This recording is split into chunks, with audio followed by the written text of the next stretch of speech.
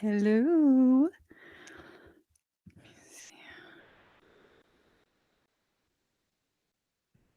Hi, guys. Welcome.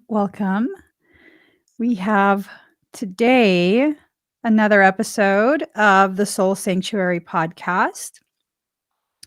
With this episode, we are now at 13. This is episode 13. And we are talking about evaluating love. So before we dive deep into this topic, oh my gosh, I know this is going to be a very difficult topic for many people. Um, Part of the difficulty stems from the type of experiences we've had in life, right? And these experiences have really just shaped the way we see the world, the way we interact with other people. So, I want to ask you guys a question before we dive really, really deep. When did your life change for the better? I know that love, at least the generalized concepts of love, they affect our life tremendously. They affect the quality of our life tremendously. So please do share, when did your life change for the better? At what point did you feel even just a little bit more comfortable in your skin as yourself? At what point did you begin to question, like, why is this all I have? Why is the love that I receive from people, um, why is it the way it is? I know for me personally, sorry. I know for me personally, my life changed when I began to understand that I struggle to receive love from other people. I struggle tremendously with feeling worthy of the love of other people. And when I came to that realization, gosh, it was so eye-opening because it was like, why don't I deserve that? Why would I feel like that's not for me? I see eBunny on Facebook on YouTube says, just recently, within a few months. Ooh, eBunny, how does it feel? How does it feel to finally begin allowing yourself to step into a more comfortable, more loving space within your thoughts? How does that feel for you? I see Moonrock says, when I started listening to myself instead of other people, but that didn't mean that life got easier, but it was a lot more peaceful. Yes, that's one of the things that I realized as well when my life began changing for the better. It's not necessarily that it became more peaceful, and that's why it changed. The peace came after I decided to allow the change to occur.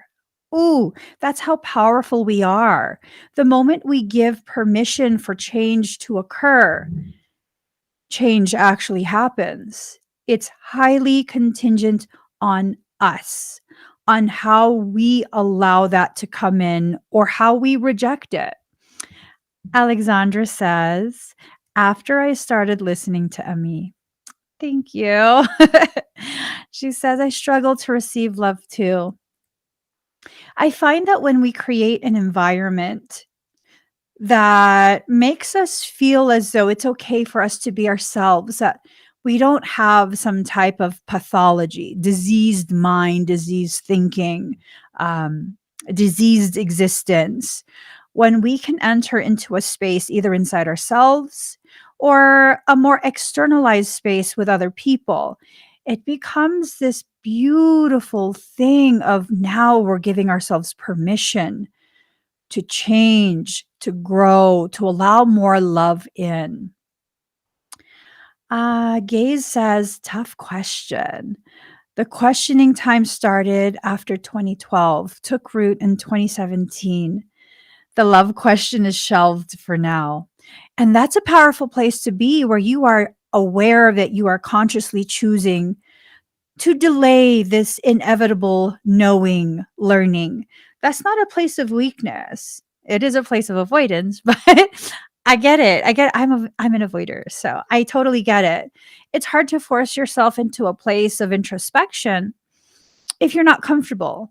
And for quite a few of us, it takes us a while to get comfortable. It takes us a while to allow ourselves to give permission for us to process life.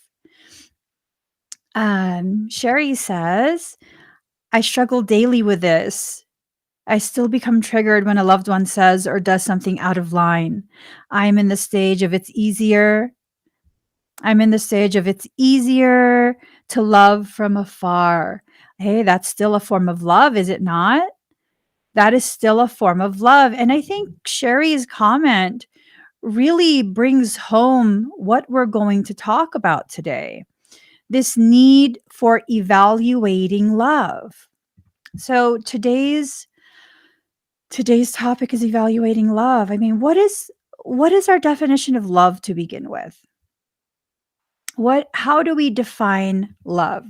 And I had to make sure, I deleted it. Let me put it back on the screen for me. um Love is defined by the Oxford Dictionary as an intense feeling of deep affection, a great interest and pleasure in something. Mhm. Feel deep affection for someone, like or enjoy very much. Ooh.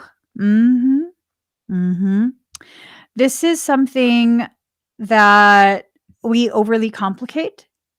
This is something that we turn into almost like an obligatory thing where now we are obligated to live in specific ways.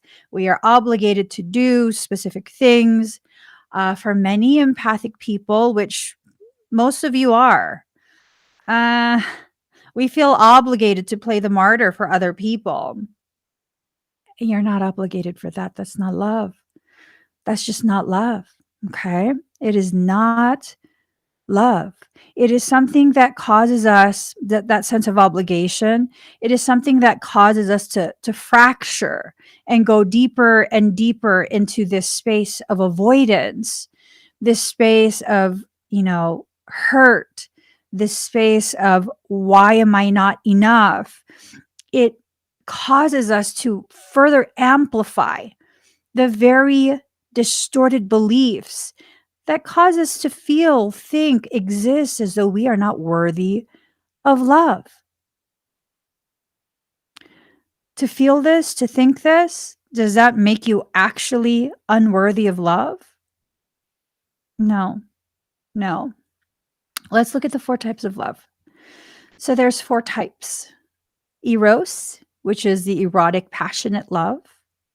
How many of us have felt eros, erotic, right? Philia, love of friends and equals. It's funny, but not so funny, that philia is a love of friends and equals. So friends are supposed to be your equal. If it is a healthy love between friends, you give equally. It's not one person giving more than the other.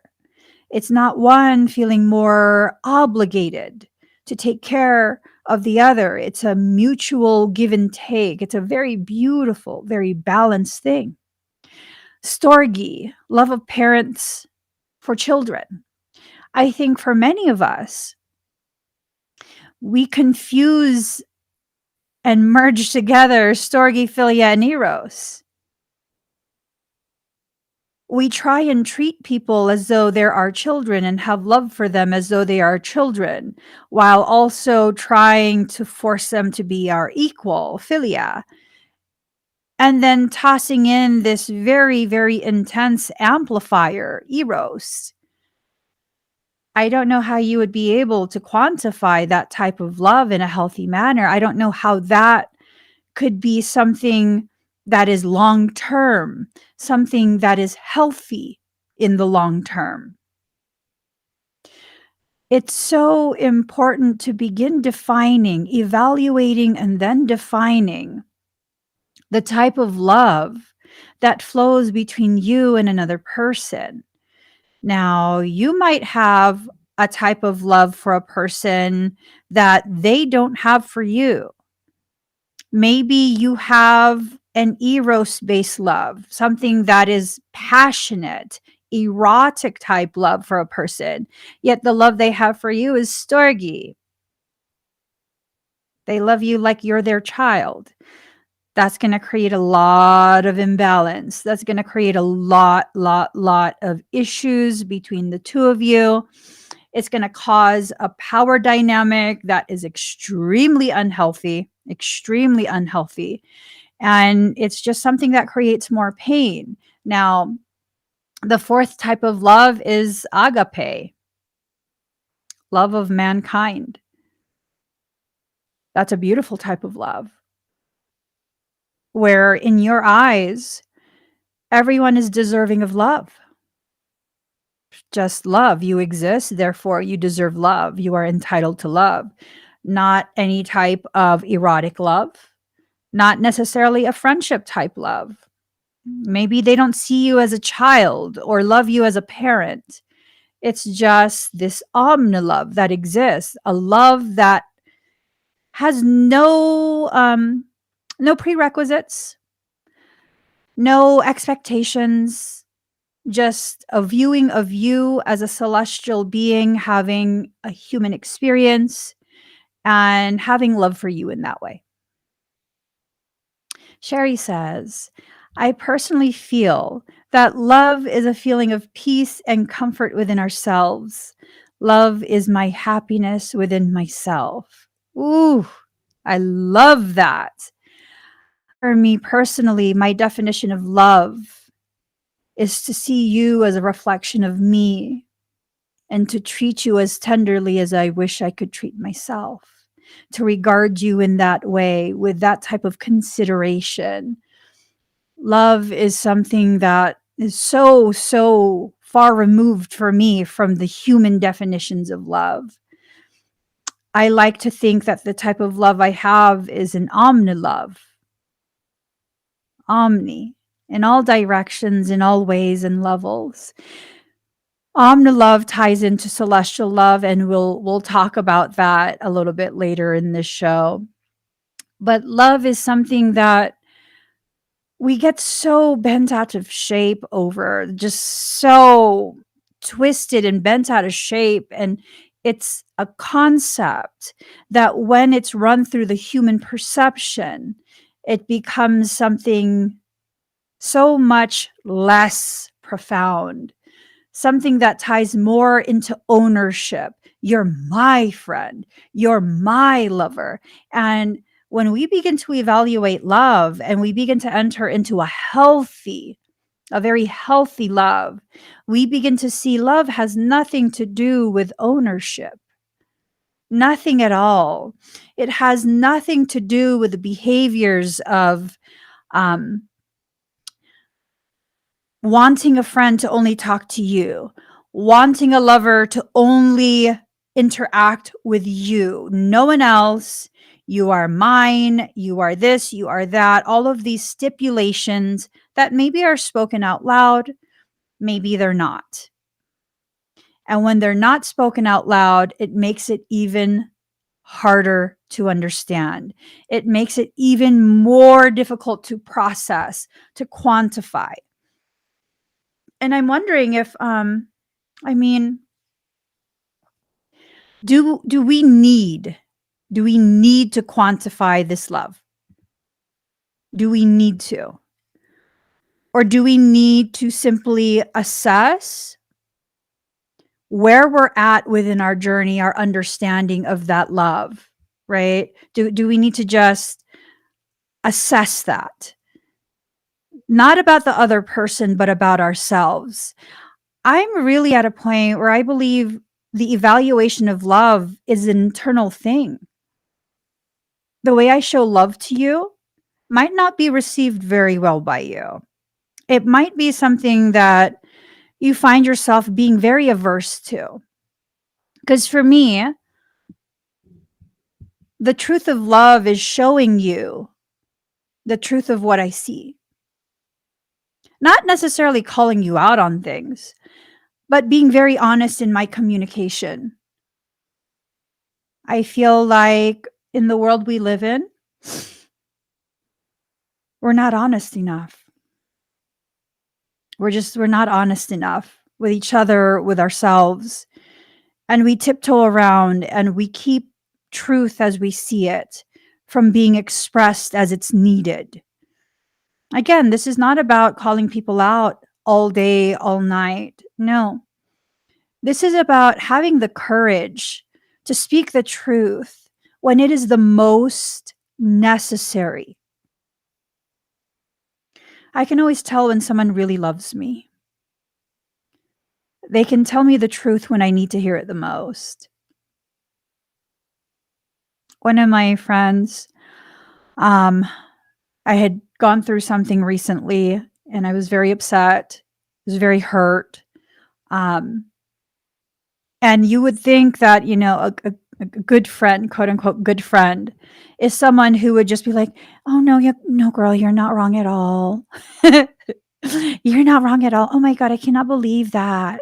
Why would they do that? Oh my gosh, you don't deserve that. No, mm-mm. This is a real friend, a very cherished friend, and very gentle in their sharing of, okay, I'm seeing patterns. I see that a pattern has just occurred. This is a pattern that you've had with, you know, within the past how many years I've seen this happen to you a couple times, and I'm not trying to hurt your feelings, but we need to begin identifying what's actually going on, basically. And for me, it was not this thing of, oh my gosh, I can't believe you're criticizing me when I'm already feeling very low. No, I didn't feel it was a criticizing moment at all. I didn't feel criticized. I felt loved. I felt like, oh my gosh. So she sees it too. And she spent a long while just being honest with me. We were communicating for a long while, and she was just being very, very honest with me and pointing out the things that she sees, offering potential ways to overcome the struggles, the personal struggles that I've had and the struggles that I'm currently having. And it was so empowering. Like I was prepared to shut down.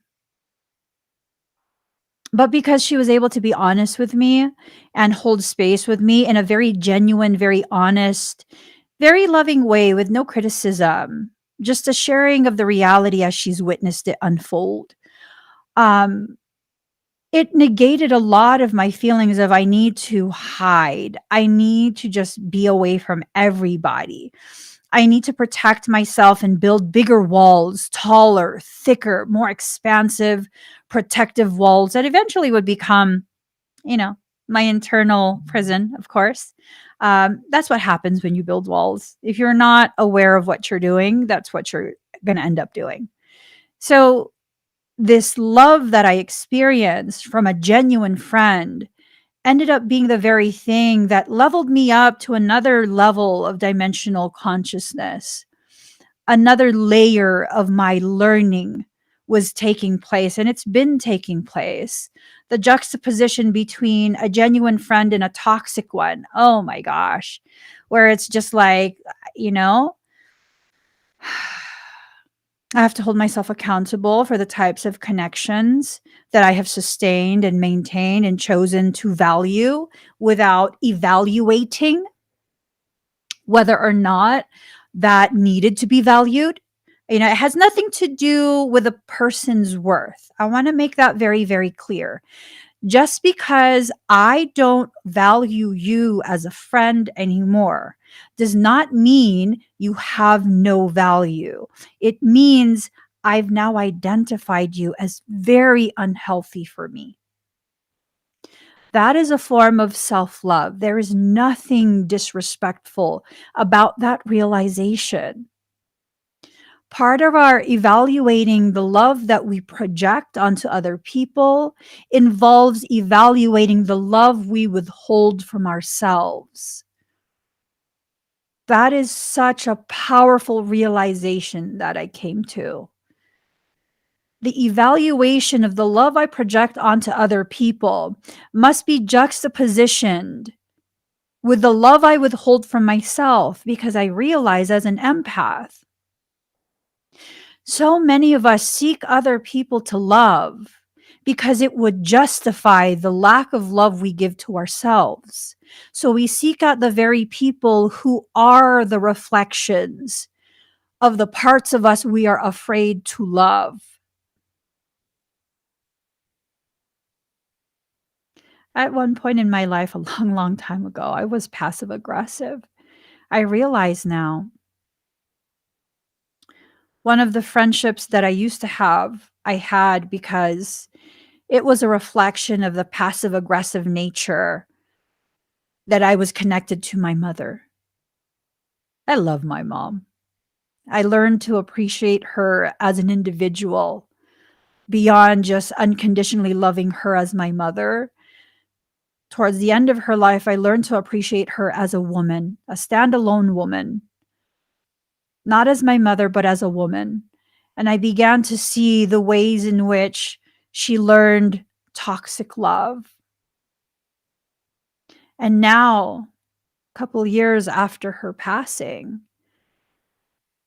all of the things that I was able to suspend and not process so that I could care for her at the end stages of her life,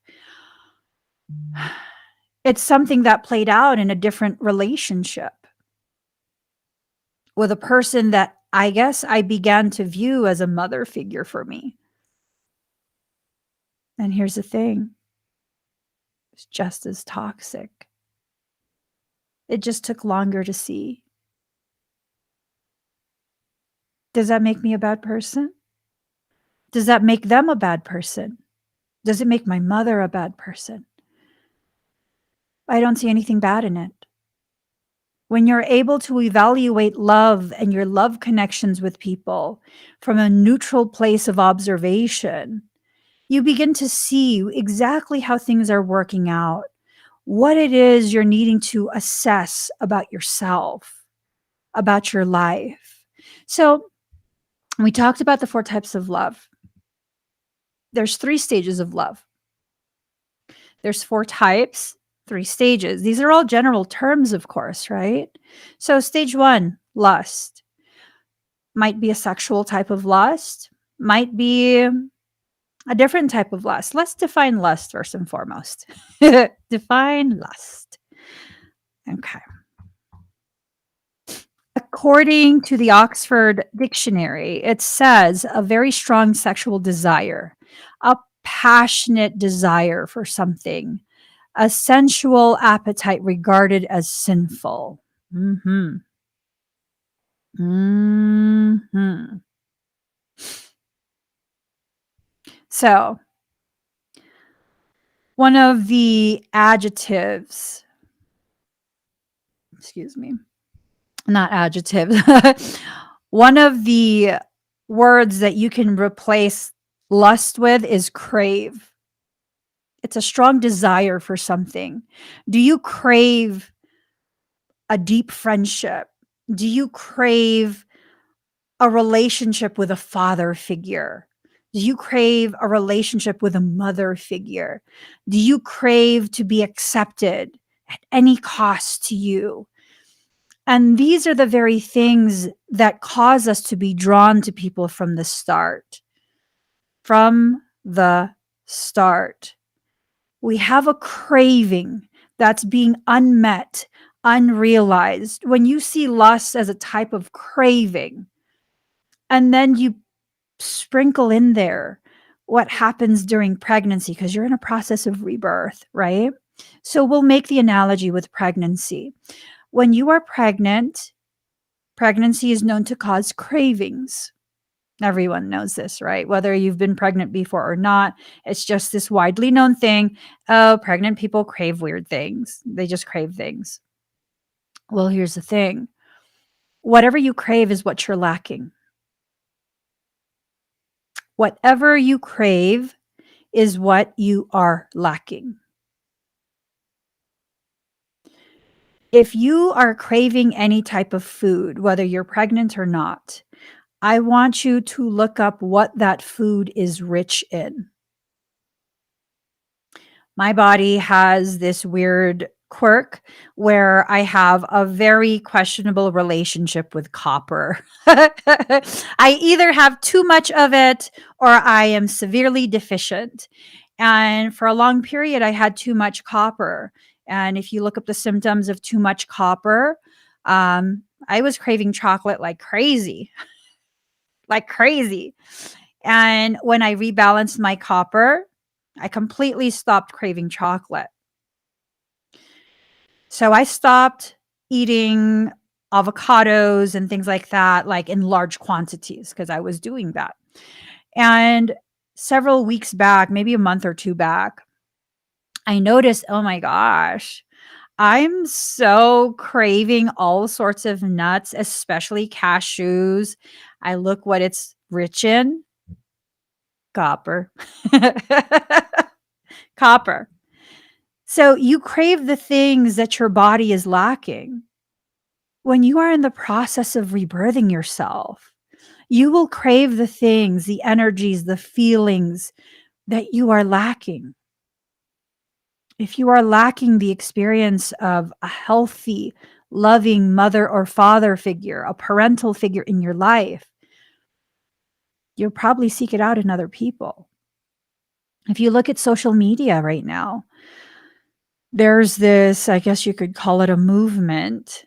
A lot of the younger people are posting about being a sugar baby, right? They're getting this love and attention from someone much older.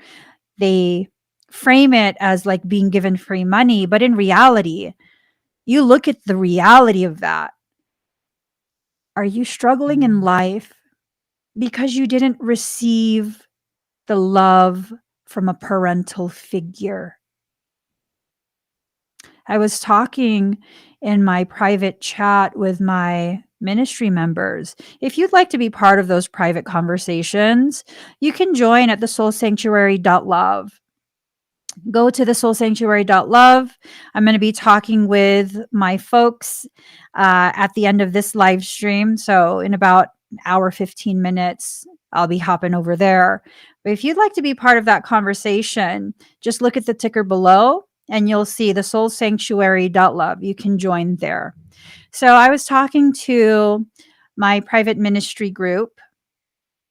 Oh, and by the way, that's a recurring contribution. That's not a membership. And because I'm a recognized ministry at this point, that's a tax deductible expense for you. Your monthly recurring contribution for the soulsanctuary.love is a tax deductible expense. So going back to what I was saying, I was speaking with my sanctuary people, and I was talking about how, like, I'm not sure if I'm being the best mom I possibly can be. Not that I'm a bad mom, but I could always be a better mom. And part of that has to do with, my oldest son lives with me. Okay. He lives with me and my husband. He lives with us. We're a family. He's an adult, but he lives with us. And I don't ask him to pay any rent. I don't ask him to pay for his car. I don't ask him to pay for anything.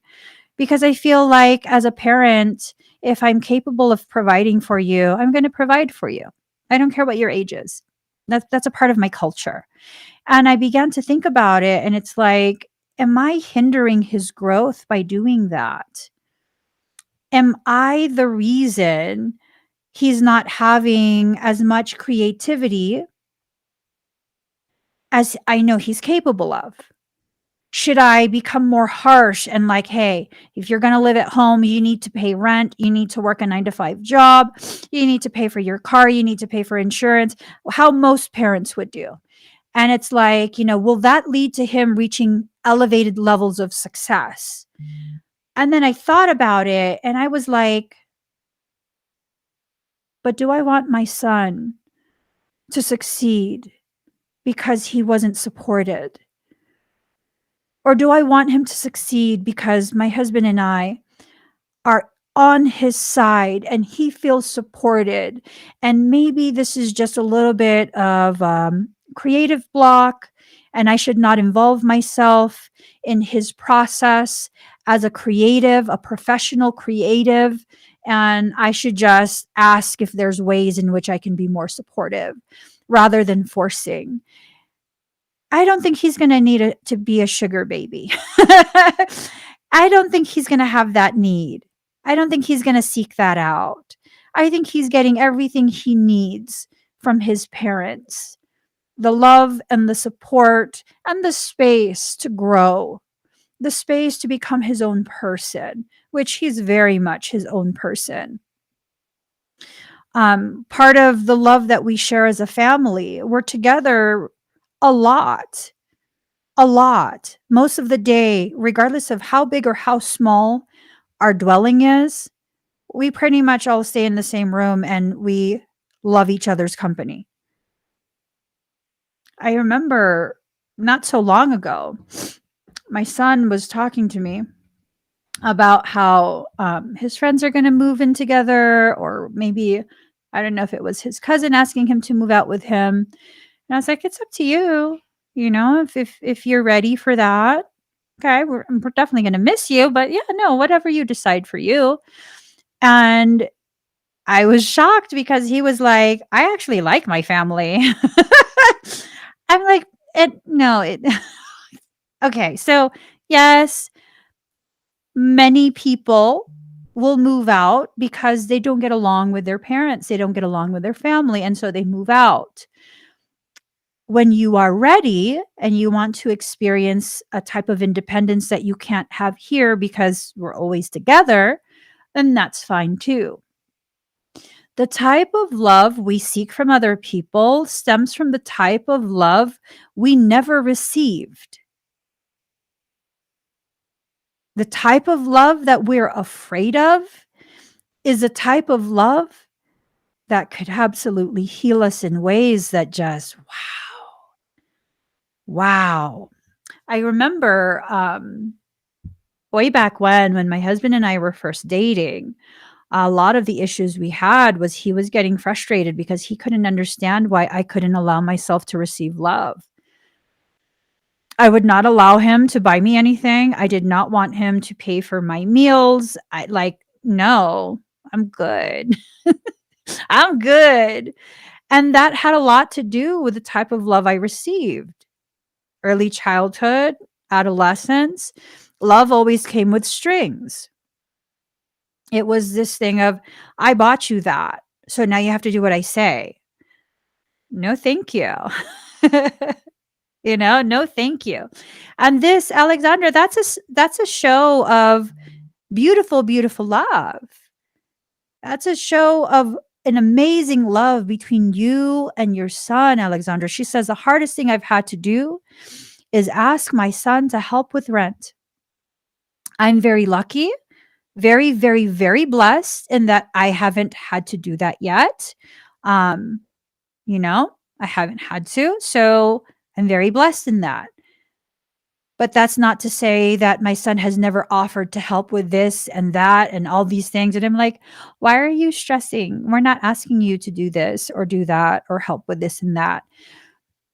The way we love, the way our children end up loving us, can sometimes, not always, but it can sometimes be indicative of the type of healthy love we've been able to give them. Now, if your son was helping you with rent, that shows you how much he loves and cares for you. It's a mutual thing. And that is very beautiful. Very, very beautiful for him to want to be able to take care of you the way you've taken care of him when he couldn't take care of himself. That's a very beautiful thing. Okay. Thank you for sharing that, Alexandra. Sherry says, beautiful way of seeing your family dynamic. I felt the success of my parenting would eventually be known when my daughter became a mother. I am one proud mama. Yes. Yes. Absolutely. Absolutely. When my sons begin to have their own families, when they begin having their own families, I'm going to see exactly how I raise them because they're going to go and raise their children in that way as well.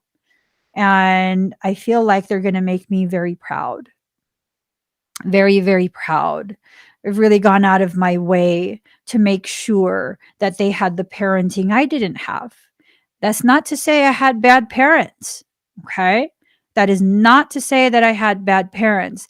That is to say I learned from the lack.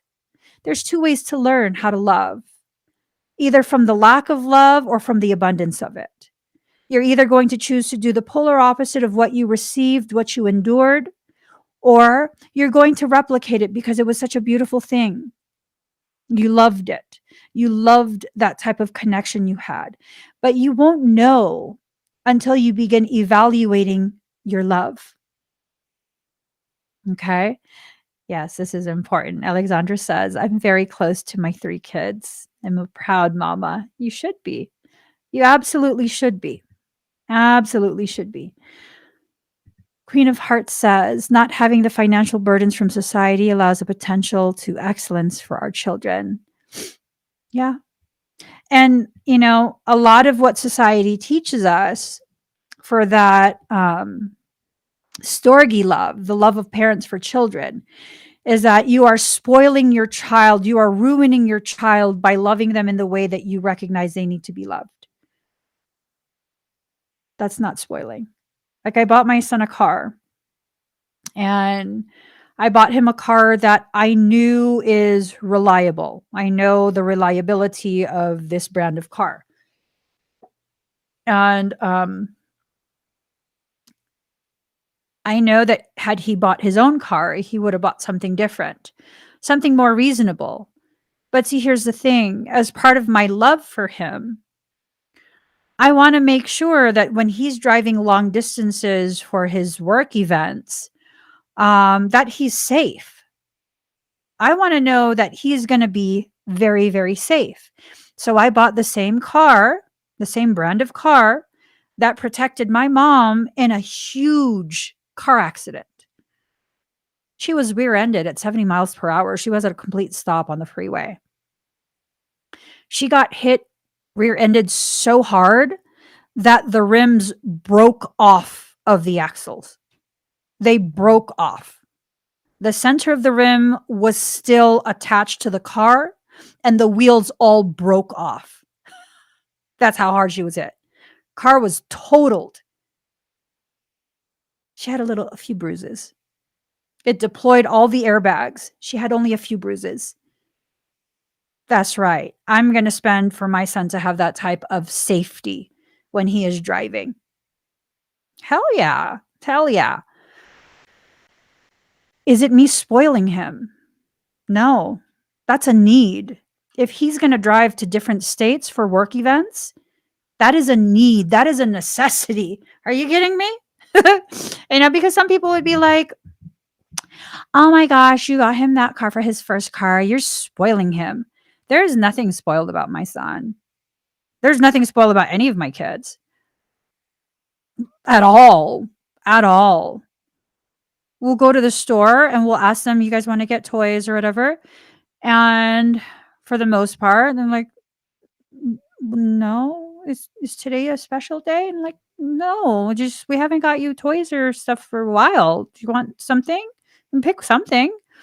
Well, what kind of budget do I have for a toy? That's not a spoiled kid. They're taking into consideration like what is manageable for you, you know? Uh-uh. You should love people in the way that you love, so long as the way you love is healthy. I'm not buying their affection. They know that. If I'm going to show you affection, it's not going to be a material thing. If I get you a material thing, it's because I want to get you a material thing. Has nothing to do with the amount of love that I have for you. When you apply this in the romantic relationships that you have, are you mistaking material acquisitions for love? Because that's transactional. That's not a heart based thing. That's not a soul based connection. And I think a lot of us suffer and struggle through this whole romantic scene, because we have so greatly confused transactional connections with love. Let's take a look at the next thing I wanted to talk about: celestial versus human love. What are your guys' thoughts on celestial love and human love? How are they different? How are they the same? First, we already know what human love is. We all have certain certain ideas of what human love is, right? I mean, that's pretty much, we know what human love is. What is your thought on celestial love? How would you define it? What makes love a celestial love?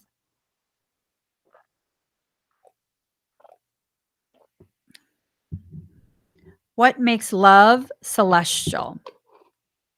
So, for many of us, we've been caught up and absolutely bamboozled.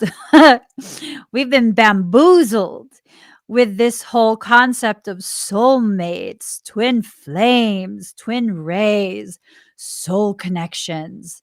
You know, that's a type of romantic love that we seek out at this point, right?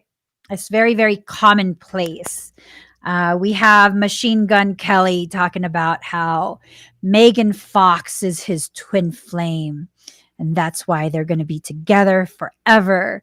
Made her, I think, an engagement ring that is going to actually injure her finger if she takes it off. That's how it's designed. That's just, I don't know. I don't know that that's celestial love. I don't know that that's celestial love. Yeah, I don't think that that's celestial love at all. It's an ownership, an ownership. So if that's not celestial love, come on, guys, share me your thoughts. What do you think celestial love is? Um, for a specific individual, I found someone who, or I came across someone who I identified as having some very intense, very profound type of soul connection to my own soul. Now, I'm married. That's no secret. Y'all know this. I'm married. I've been married for a very long time. A very long time. And so with that, like that's not in question. That marriage is not ending anytime soon. Okay? That's not in question at all. So I come across someone who has a very intense soul connection with my own soul. How do I know that that's a real celestial love that's shared?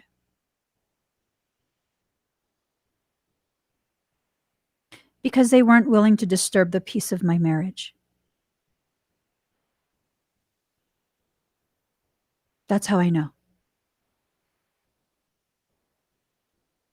There was no attempt to own me. I'm sure there was irritation. I'm sure there was irritation that certain expectations are probably never going to be met. But there was no attempt to own me. There was no forcing. There was no hounding me. There was no starting issues between my husband and I. There was a respect of what already exists.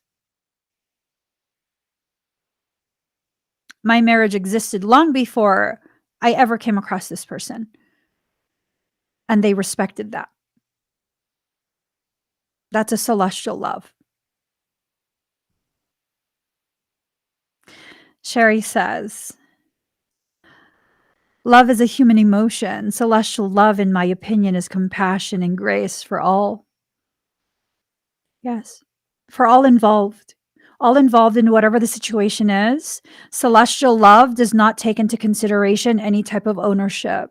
Celestial love takes into consideration your need, your pain that might occur because of what they are doing. They take into consideration the way their actions, their decisions affect your entire life.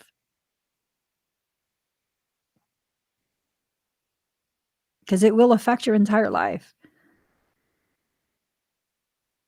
I distinctly remember, and I only spoke with this twin for a few weeks, so I don't really know them very well. I don't know the human. I know the soul tremendously.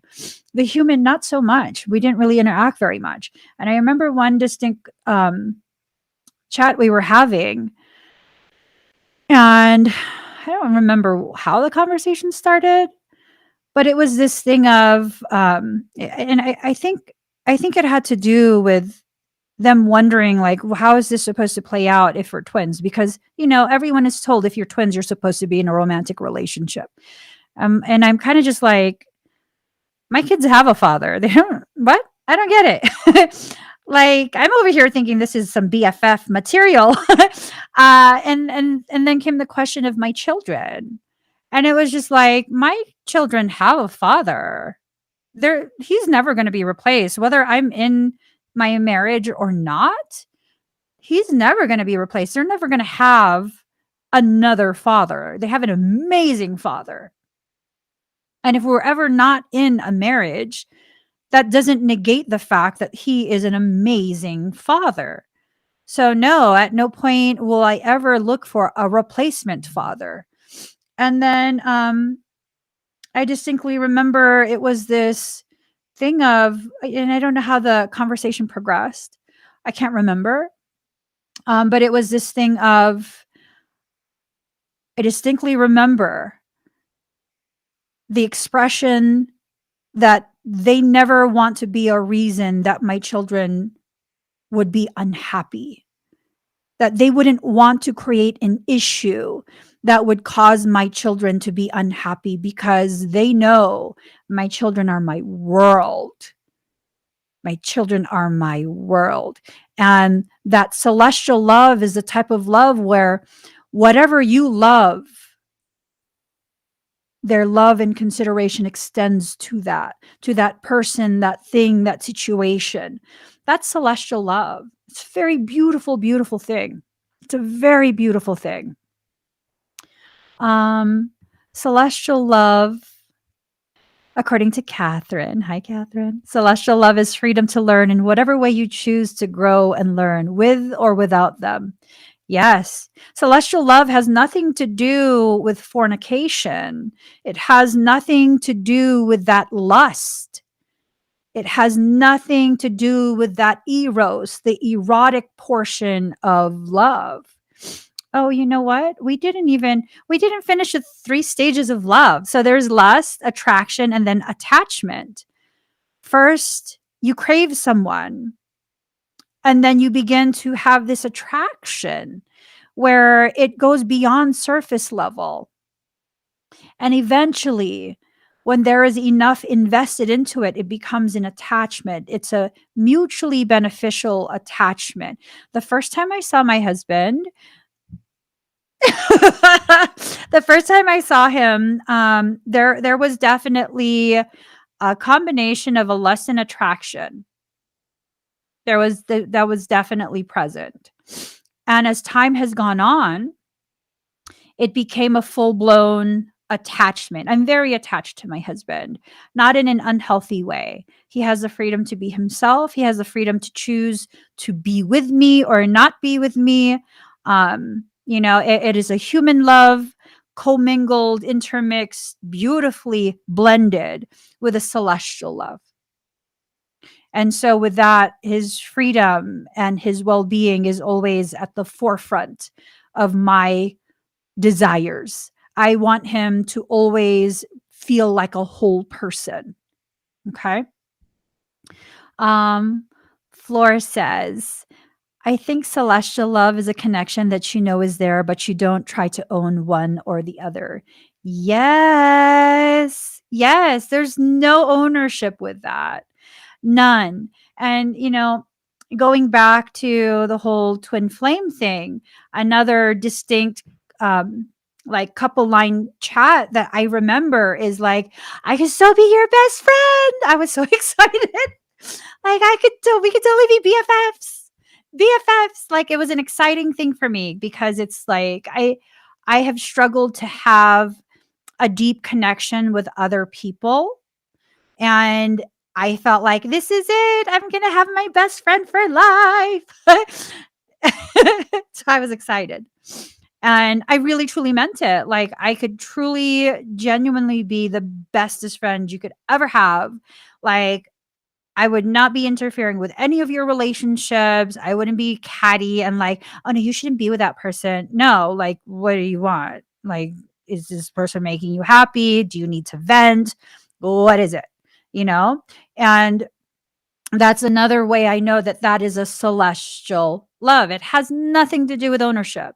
It has nothing to do with romance. It has everything to do with a genuine concern for the well being of their soul.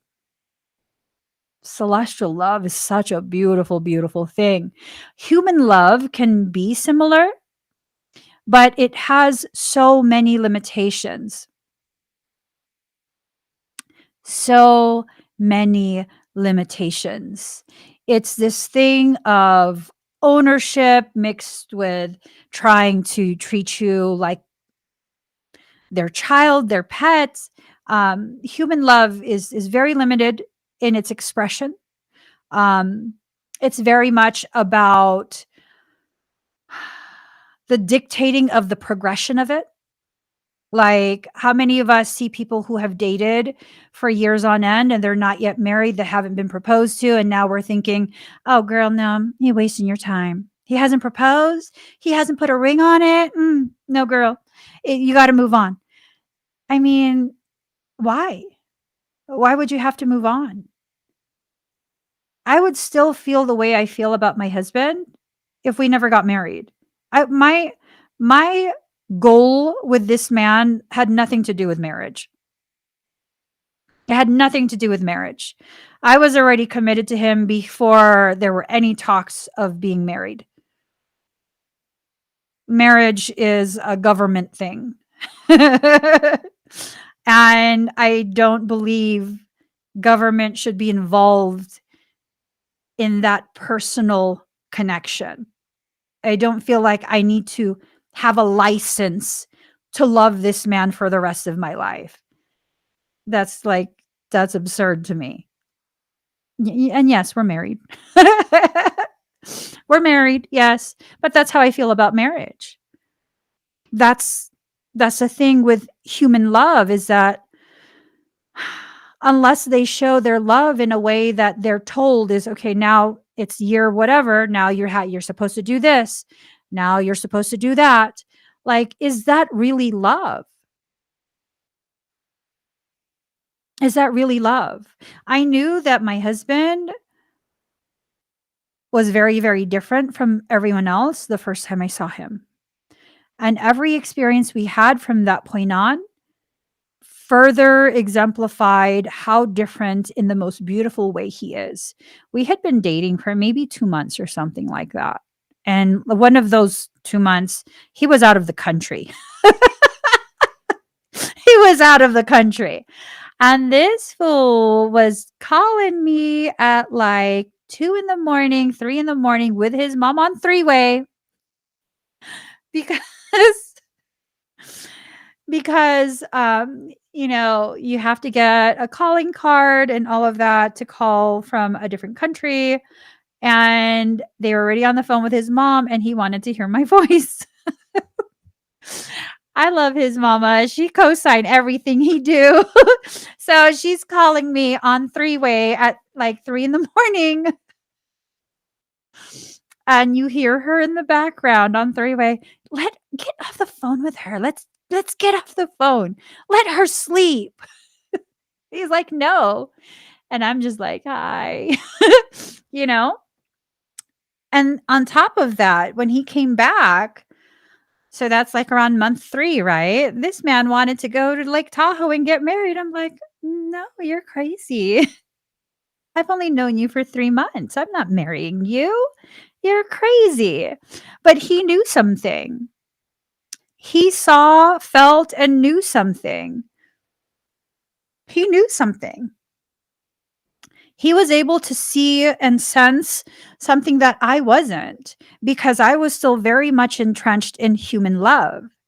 Like, no, we're not supposed to get married until you've been with me for at least like 2 years, and then you can propose to me.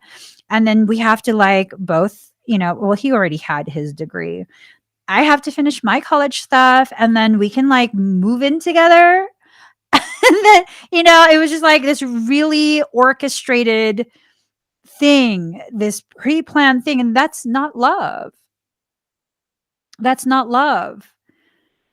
I learned about receiving love and healing in love through his presence in my life. He has loved me through every single season and stage that I've entered into, with no shaming, no guilting me, no making me feel like I'm not enough, no rushing me through my processes, nothing. Nothing. Just this, my arms are here if you want me to wrap them around you.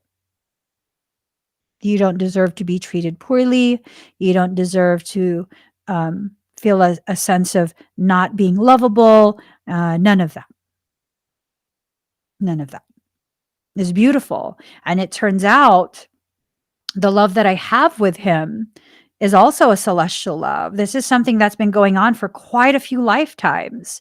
This is the first lifetime where we've had the opportunity to be in a very long-term relationship with children. And that's what we've wanted for so long, for so long. And it's a beautiful, beautiful thing. It's a very beautiful thing to be able to experience a healthy human love. And as that human love reaches its limits, its limitations, then kicks in the celestial love.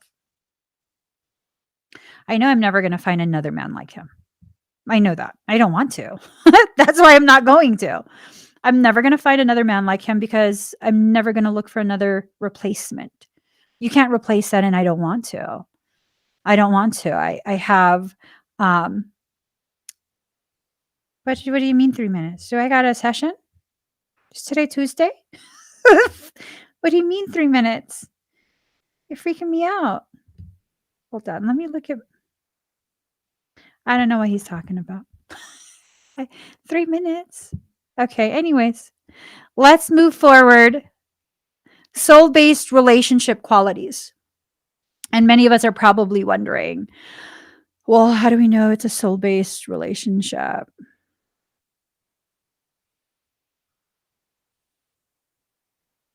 Acceptance. They accept you just as you are. Unity. It's this beautiful, very natural, very organic coming together, right?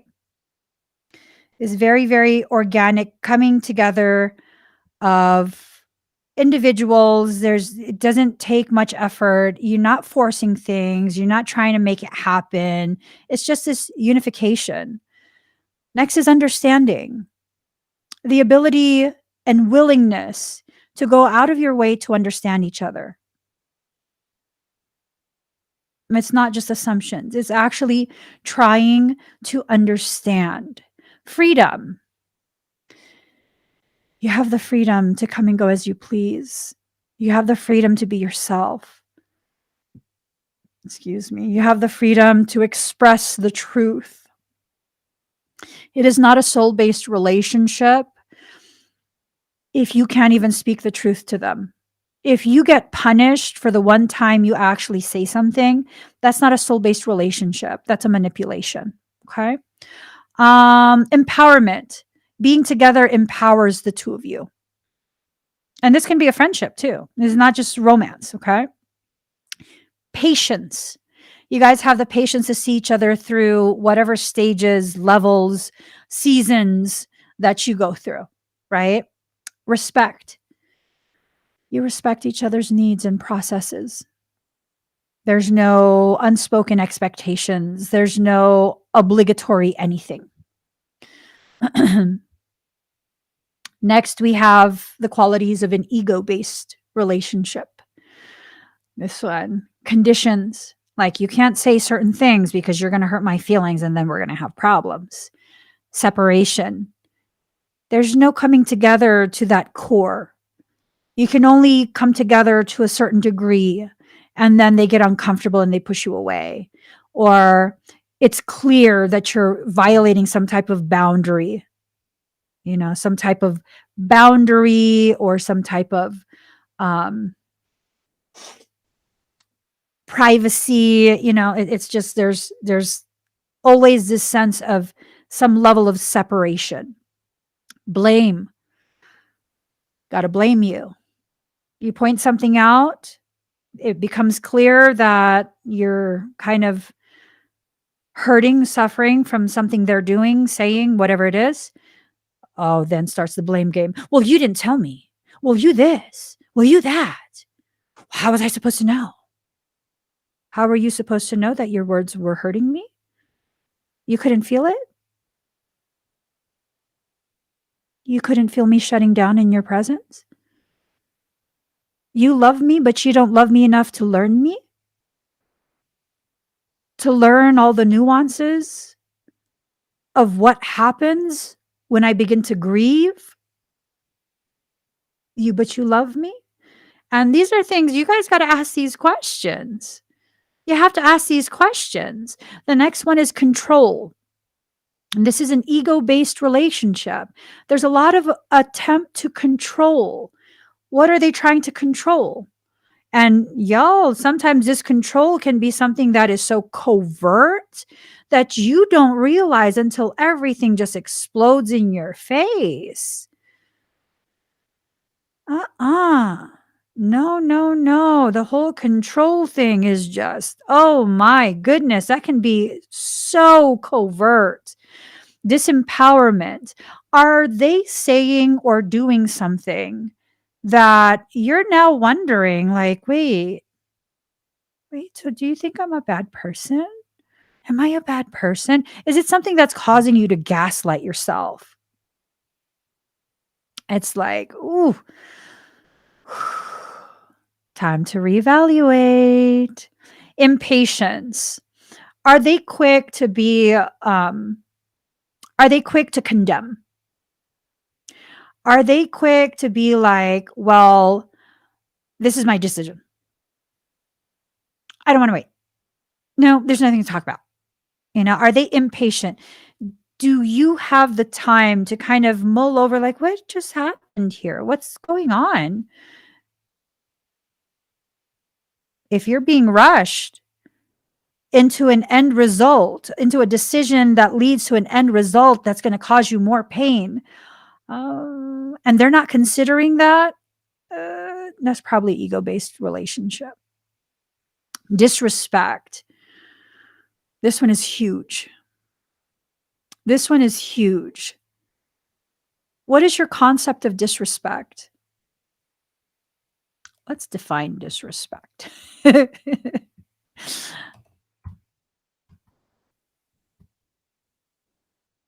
All right. Lack of respect or courtesy. Courtesy. Show a lack of respect for. Insult.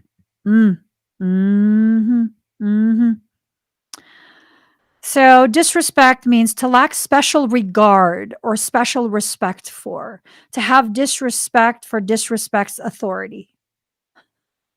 To show or express disrespect or contempt for. Insult. So to disregard you. That's a pretty common way to disrespect. By disregarding you, your needs, the effects of their behaviors and their words. Speaking up about something is not disrespectful. Being pissed off and becoming passive aggressive because someone finally called you out, pointed out the ways in which maybe you're lackluster, maybe you're less than. And instead of taking it as, okay, wait, let's talk about this because I don't feel that about myself. What's actually going on? I'd say it's more disrespectful to not be able to hear someone who never complains. What do you guys think? If you have a friend or if you have a life partner that never complains about anything, right? They're always co signing every decision you make. And then finally, one day, they get very irritated and they say something like, "Hey, you're irritating me. Hey, you're this, you're that," right? um, how would you react to that? Would you be quick to be like, "Well, you suck too." Well, you suck worse than me. What are you talking about? Like you're worse than me. Or would you kind of pause and be like, "Wait, okay, this person never complains. Am I doing something? Like, hey, what's actually going on? What are you saying here? Because my perception of things is far different than what you're expressing right now. Um, do we need to have a conversation?" See, that's a soul-based connection. When you can pause and be like, "Wait, something's going on here. Someone's I think they're going through something. Like, let me ask some questions.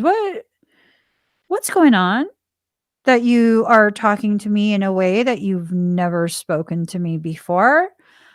Are you stressed out and taking it out on me? Because I don't like that, but I mean, something's going on. I'm not sure what's going on. You need to talk to me, right?"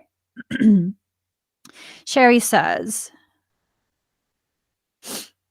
if they don't complain or agrees mostly, then the question they are asking is something important to them. Yes.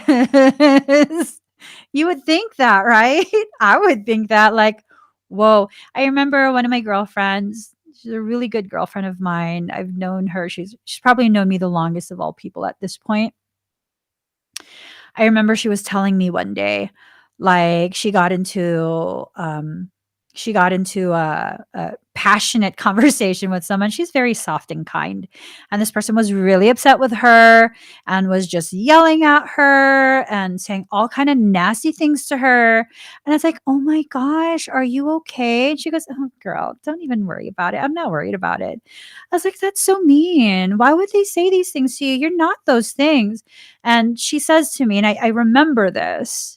This was from like 2014, 2015. Okay. It touched me that deeply. I still remember it.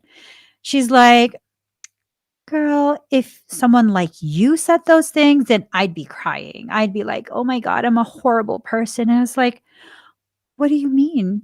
Because I didn't understand it. I was like, is she saying that I'm mean? Like I couldn't understand. And she goes, no, you always speak the truth. You're very humble and you're very fair and you always just speak the truth.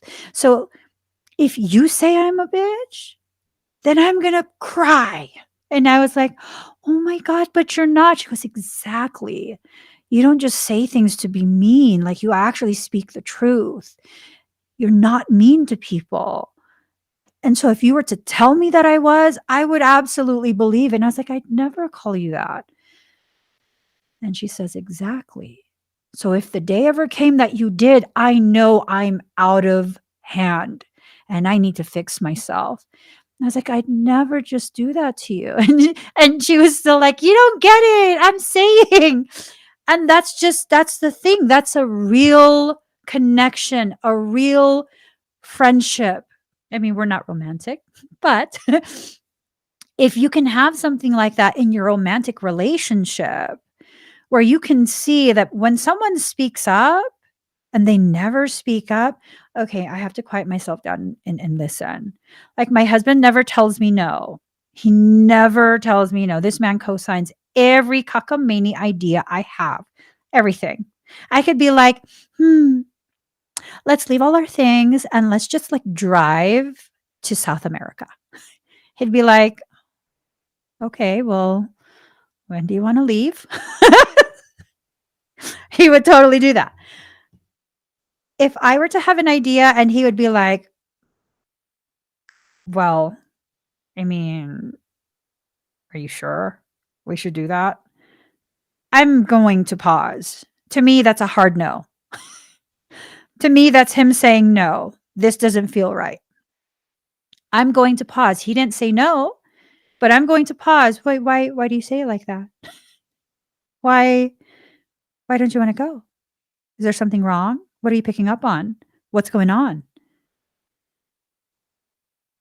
Because this is a soul-based connection. He's not disagreeing with me just for the sake of disagreeing. He's picking up on something. I trust him. He has never put me in a harmful situation. He's not gonna start putting me in harmful situations now. You know what I'm saying? He's not gonna start doing that now. So I'm gonna listen to him even more. And he doesn't have to say no. He doesn't have to yell. He doesn't have to do any of those things for me to be sensitive to his needs.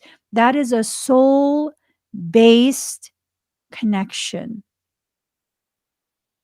It's a beautiful thing to be able to find and establish, um, to be able to allow yourself to further cultivate a soul-based connection. Okay.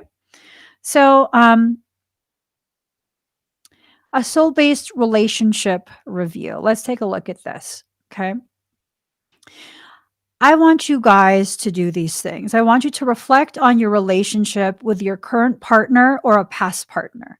And just really quick, the soul-based relationship qualities, the ego-based relationship qualities, and this relationship review comes from this amazing, oh, that's not the one. That's not the one. I'll give you guys the link for where I saw this. This amazing man, I don't know him personally, but I came across this and I found it to be very profound, the things that he talked about. I just commented it on the YouTube link. I'll pop it up on the screen. There you go. Beliefnet.com. The author of this particular article, he's also written quite a few different things. I love the way he approached the topic, and that's why I'm sharing what he wrote. Okay. So, soul based relationship review, you're to reflect on your relationship with your current partner or your past partner. Okay. The relationship that is keeping you feeling very hung up on things. Identify the qualities that you experienced in that relationship, the positive and the negative. Identify all of those qualities that kind of pop out in your mind. And then determine which qualities serve you now and which ones do not. If that relationship ended, it could still gift you so much. If you can allow yourself to begin digesting what you evaluate, the results of your love evaluation, you can still learn so much. So, after you do that, you're going to transform the beliefs that enable the qualities you do not want and transform them into the beliefs that support what you do want. Okay. Um, and I think it's important for you to understand you're going to have to begin recognizing what you want. I think much of the problems we have with love is we don't even really know what we want. Like I've had conversations with my husband. Um, the more that I've matured as a woman, the more I understand what I want from a relationship, what I want from a life partner. I want an equal. I want someone who is just as independent as me. I want an equal. I want someone who is equally as strong, equally as independent, equally as free thinking. I don't want a replica of me, but I want that same level of intensity and drive. It's been amazing. I've been experiencing some restructuring in my life, like things that you would think were very pronounced and would create so much hardship and issues. And it hasn't at all. It's been a beautiful transition period over this past week, 2 weeks. Um, and I say that because when space was created by the perceived loss, quote unquote, loss of something, my husband filled it with a space of empowerment, like to the degree that my workflow has not been affected in any way, shape, or form. It's increased my productivity. It has increased my creativity. And more I'm seeing this man is every sense of the word, the concept, the feeling, an equal of mine. We're very different. My husband and I are very different. We are polar opposites, if we're going to be honest. We're literally polar opposites, but we are equals. Oh my God, it's powerful. It's so powerful to be in that kind of union, that kind of pairing together. So if you see qualities that you don't like in that list that you make when you're determining what happened in your current or your past relationships, and it doesn't have to be romantic always, okay? It can be friendships too. Whatever was negative for you, whatever you perceive to be a negativity, you're going to have to begin finding ways to transmute that, to alchemically change it into something that grows you. So the restructuring that's going on in my life, personal and professional, I am not as focused on what's going on with other people that are involved in that situation. I'm completely focused on how am I receiving this? What opportunities am I going to miss out on if I don't observe what's going on within me?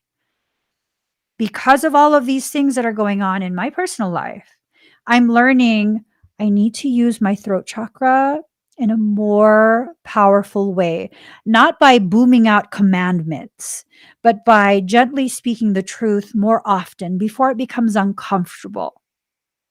Communicating needs, not tiptoeing around anyone.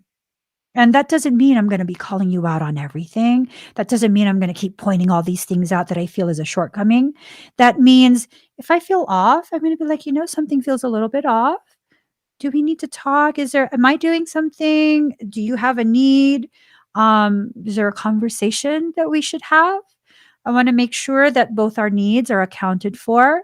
I want to make sure we both feel very supported. I want to make sure this is very balanced and very healthy. So I'm learning all of these things where it's like before before restructuring my life, it's like, I think they're mad at me. I'll just be quiet. I'll just stay out of their way. I'll just be quiet. Maybe they're going through something. Maybe they don't trust me enough to share with me the personal stuff they're going through. So let me just take care of everything so that way I don't interrupt whatever process they're in. And I recognize a lot of the issues that have happened in the connections that I have with other people. It's me overgiving and me creating imbalance. And it's not about blame, because at any point they could have been my equal and said, "Hey, Emmie, you've given too much already. You don't have to give. I'm just going through something. I'm just going through something, has nothing to do with you. Don't worry about it. I don't know if I'm maybe affecting you in a negative way. I just want to make sure I'm just going through some stuff. I don't want to burden you with it." That's a very healthy way to approach things. So it's not about blame.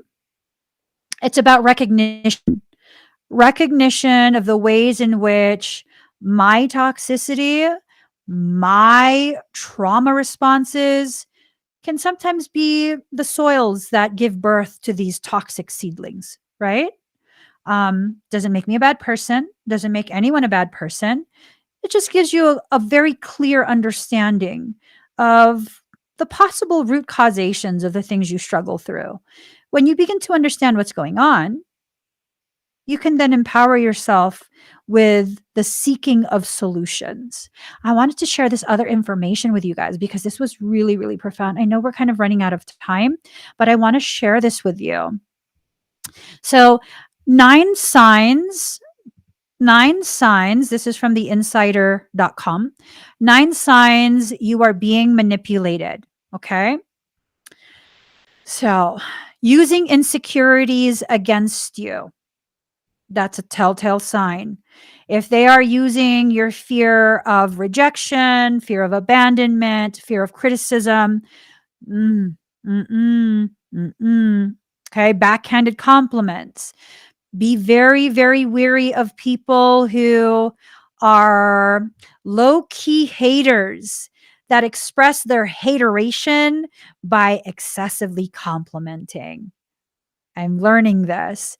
I'm learning that, like, for some people, they will only compliment things as a way to mask, to cover up their silent thoughts that are very negative, very like, ooh, yucky, right? So that's very manipulative. That's a red flag. That is a very red flag. Gaslighting. Number two is gaslighting. Okay. When they make you question the reality of what they're doing to you, gaslighting can be done in a very passive aggressive way. Okay. Number three, recruiting others, where they are asking or quote unquote sharing with others. They're venting to others what you did, failing to take accountability for what they did to cause you to react that way, right? To have that stance in the first place. Number four, guilt as a tactic. Ooh, quote, emotional manipulators may use guilt against you to get what they want. For example, they may consistently remind you of past wrongdoings you've done or of nice things that they've done for you in the past. So you feel a sense of obligation to them. I did this, this, and this for you. Okay. So did you do those things for me because you love me? Or do you have some secret spreadsheet of all the things you've done for me so you can catalog and be able to better pick which one you're going to hold against me? So, guilt as a tactic. Five, passive aggression. Gosh, I'm going to tell you, there's just something about passive aggressiveness. It just irks me. When someone is being passive aggressive, they will indirectly express their negative thoughts or feelings. For example, your partner might use sarcastic humor, give you the silent treatment, or refuse to have a constructive conversation about your conflict. That is passive aggressive behavior. Okay. Number six, moving goalposts. It's another manipulation tactic used by abusers that can make you feel unsteady and insecure in your relationship. The person will intentionally make it hard to please them by changing their requests and desires often. Or the moving goalposts can also be expressed in a way where you're very clear in your communication. You expect A, B, and C, and then they will respond with, but I don't know why you're stressing me because, W, R, F, K. What? Wait, what? But I said A, B, and C. You just never listened to me. I heard your ABC. I'm talking about WFKR and also S. And then you're like, wait, what's going on? And that's it. You're destabilized. You're destabilized. Like, I didn't ask you about that stuff. I'm speaking specifically about this. Why are you bringing all of this up? Oh, you never let me talk. You never let me this. That's manipulation. Bow out of that. Just bow out of that. Okay. Number seven, smoke screens. It's a tactic used when you raise a concern in your relationship. You may try to stand up for yourself and voice a concern, and then the person deflects from the spotlight you put on them. So then they put it on you. Oh my gosh, this is just really hitting too close to home. Let me just I gotta keep it moving. I gotta keep it moving. Card number not card. Number 8, violating boundaries, okay? A manipulator might ignore when you say no, totally ignoring your boundaries. They might also completely ignore a question that you asked, helping you to reestablish the boundary. So the final one, mirroring or matching, okay? When their behavior seems forced or disingenuous for the sake of matching your own, that's manipulation. If they don't like someone, but they don't want to be found out, and they know you like that person, like you're fond of that person, be like, oh, they're so sweet, aren't they? When in their head, they're thinking, oh, God, I hate that person. That's a manipulator. Okay. So I want us to recognize, though, sometimes in our evaluation of our love, we will uncover the reality that we are actually the drama. In the past, I've been the drama because I've had struggles with a specific type of situation. What type of situation is that? It's called reactive attachment. Reactive attachment is a condition found primarily in children, but it's usually when it's in adults, it's unresolved from childhood. It's primarily found in children who may have had grossly negligent care and don't form healthy emotional attachments with primary caregivers. Okay. So, attachment develops when a child is repeatedly soothed, comforted, and cared for, and when the caregiver consistently meets the child's needs. When that doesn't happen, it can create reactive attachment issues. So there is an actual disorder, reactive attachment disorder, RAD. Let's not self diagnose, but let's recognize how this might have a little bit of a hint of influence in the way our relationships develop. Okay. So the symptoms, they don't respond to others with a range of emotions that you'd expect. They are very closed off in their emotions. Either they don't show softness, they don't show compassion, they don't show vulnerability, they won't allow other people to see them cry, or they won't allow people to see them get angry. Sometimes that's all they show. Just it's not the full range. It's a very stunted, okay? Very stunted. They don't express emotions of conscience, such as remorse, guilt, or regret. If they get triggered, they will not allow themselves to express this guilt or remorse for hurting your feelings. It's kind of like, well, I mean, whatever. They tend to not make eye contact. It's something that's very difficult. They avoid physical touch, especially from other people, okay, from caregivers. They don't like that. They just no, makes them very reactive. They have tantrums or be more irritable, excuse me, disobedient or prone to argue than you'd expect for their age and situation. So in children, obviously tantrums, right? And just because you have tantrums does not mean you have react. I'm sorry. It doesn't mean, and see, I don't know why I'm laughing. It's nervous laughter. It doesn't mean you have reactive attachment problems, okay?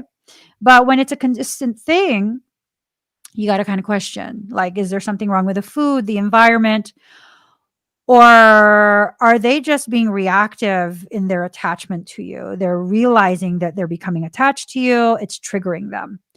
Um, for adults, this kind of expresses itself as you become the drama in the relationship.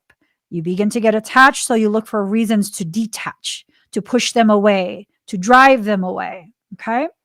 Create arguments and things like that. Be unhappy or sad without a clear cause. For many of us, we are very unhappy and very sad without a clear cause. Also, for many of us, we didn't really form the healthiest of bonds with our caregivers, right? So, does that mean I'm diagnosing you with RAD? No, no. There's varying degrees of this type or any type of condition. It doesn't mean there's a pathology. But when you begin to see this list, and I'll give you guys a link, it's from WebMD. It's just a really quick. breakdown of this disorder, um, you can begin to see how, okay, maybe there's something about me that I need to begin exploring. Maybe I need to see a mental health professional, or maybe I just need to become very well versed in this subject matter so that I can better understand how to advocate for myself, how to help myself. Auto psychotherapy can be very, very powerful in the hands of those who are well informed. Auto psychotherapy can free you from your childhood traumas, really. If you look up auto psychotherapy, if you look up Dr. Dabrowski's work on positive disintegration, those things will help you to understand yourself a little bit better. Those things are really deeply connected with empaths. See, becoming an empath typically requires trauma early in your life. You develop your empathic abilities based on the level of trauma you experience. It's a survival skill. Hence, why RAD is probably something that will be involved in your self rediscovery. That's why positive disintegration is something you should probably really look into. Again, this is not to self diagnose, this is to better understand some of the background of why you behave the way you do so you can begin modifying it to establish more peace in your life. You deserve to live in peace. It's not because you're broken. We don't do these things to find reasons to justify our belief that we are broken. Okay? So, um, let's see. I'm out of time. Well, hopefully you guys can go to that link and kind of read over it on your own. This was a very, very intense convo.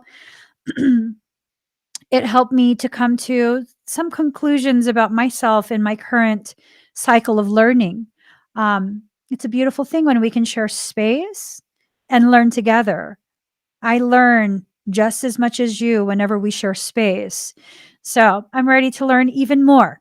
I'm going to be heading over to my members area, the people who are part of my private ministry. If you'd like to be part of that, sign up at thesoulsanctuary.love. In about 15 minutes or so, I'm going to go live in that private space, and we're going to talk even more deeply in this. For all of the people who are part of the recurring contribution, get your questions ready. I'm going to answer as many as I can. And I want us to have a really raw and real conversation with each other, a conversation where we can empower ourselves just by witnessing the blossoming of everyone around us. That's a very beautiful thing. So, guys, I'm going to get going. If you could please give this video a thumbs up, interact with it. If you're watching the recording, please leave a comment, share your thoughts, share your experiences. If you're listening to the podcast, download it. I want you to like it, rate it, wherever it is you're viewing me from. Please make sure that you interact and spread my work. It honors me so much when you share me with the people you love the most. So, from the deepest depths of my heart's oceans, I love you guys, and I hope everyone has an amazing, amazing rest of your day. Bye, everyone.